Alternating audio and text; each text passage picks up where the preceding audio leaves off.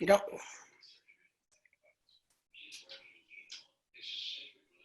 Alex, we don't have video on you. Okay. Can you see me now? Yes, we can. Alex Jackson, this is James McBride. Hi, how are you doing? You may be you, Alex. All right. Can you hear me? You can't hear me? I can hear you fine. I can't see you yet. Oh, There you go. you can see me? Okay. Yeah, I can see you now. Hi, how are you doing? Very good. Very good. So I just want to dive right into this series.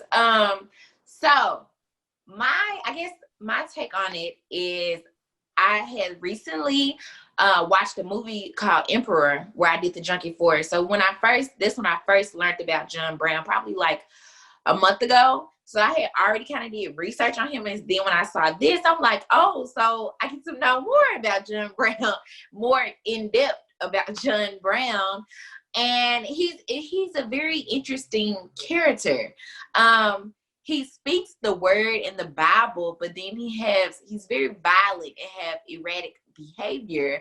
So I guess, was that really how John Brown was, or that is how you just wanted to perceive John Brown? No, he was he was very religious. He knew more about the Bible than most ministers during his time. The thing with John Brown is he took the Bible literally.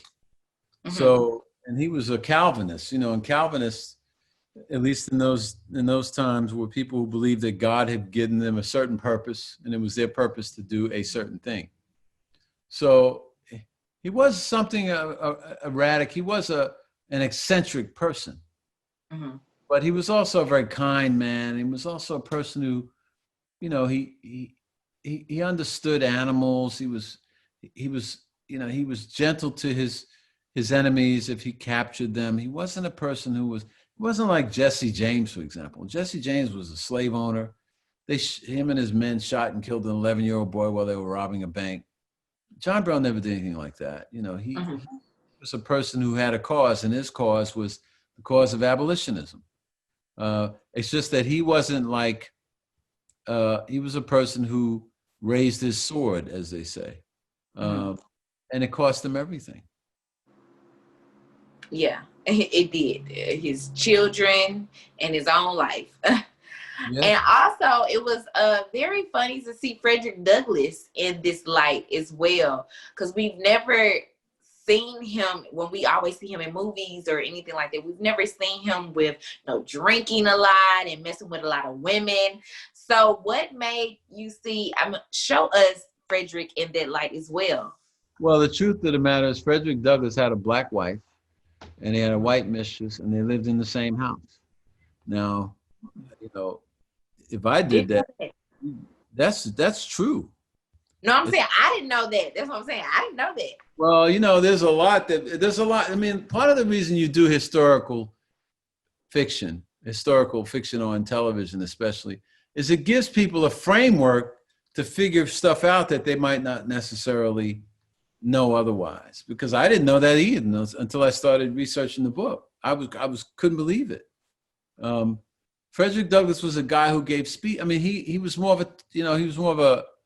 of a leader, a communicator. He was less of a. John Brown was a doer, and during that time, during slavery, there were those who had the moral persuasion element. We're going to morally change the government, change the country so because we're more, and their morals will guide them to the right place. And then you had the others who said, well, moral persuasion ain't enough. Yeah. And John Brown was one who said moral persuasion is not enough. Ironically, those two were very close friends. Yeah. As we show. Do you feel like if it wasn't a Harper's Ferry, there would have been a civil war so soon after? Or do you think if it wasn't a Harper's Ferry, it might have been still a civil war, but much later on down the line? That's a very good question. And I've never been asked that question before. I feel that Harper's Ferry ignited the Civil War. The fact that it happened, because after Harper's Ferry, after John Brown attacked Harper's Ferry, even though his attack was quote unquote unsuccessful, America was panicked. I mean, I read the newspapers, it was panic even in the surrounding areas, because what happened was in a lot of the slave owner homes, their cows were being poisoned, their barns were being set on fire, and they didn't know who did it. But the slaves were doing it. They were furious. So there was a lot that went on that was covered up quickly, and then history just marched on right into the Civil War. So I'm sure that the Civil War would have happened, but it would happen later. He really brought this issue out, and that's really why it's pertinent now, because we have all these poor people who were killed for nothing, and they're bringing this disease, this cancerous disease of racism out, and it's forcing us to confront it and deal with it and learn how to get along. And we have to do that, otherwise their deaths were for nothing. These wonderful young people.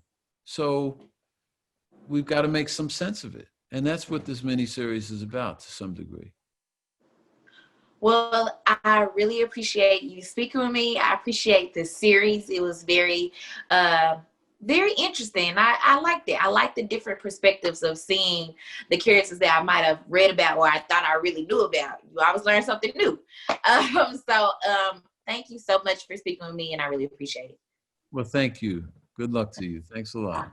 Okay, bye. Thank you.